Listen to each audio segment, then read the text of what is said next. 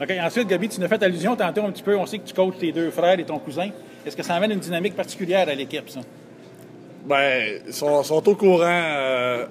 C'est sûr qu'il y en a beaucoup qui pensent là, que peut-être qu'au début, ils pensaient que j'allais avoir des laissés-passer et tout. Puis sont là, ils pourraient vous le dire.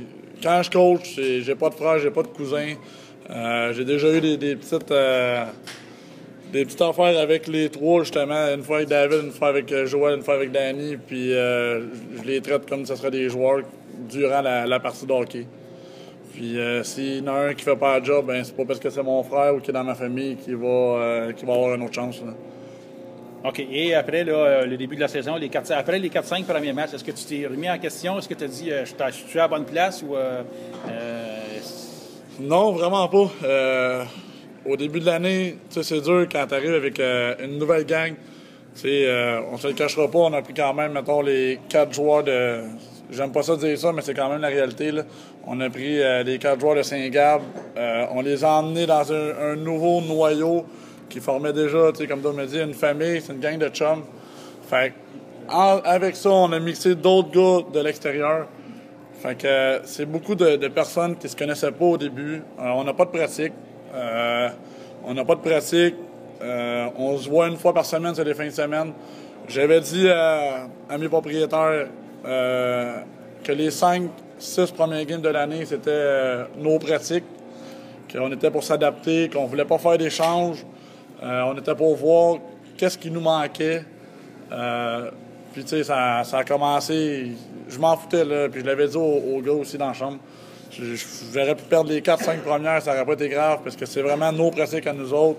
D'instaurer un système de jeu, puis tout se connaître là, parfaitement. Puis, c'est ça qui est arrivé depuis ce temps-là. Ben, on s'est adapté, puis ça va bien.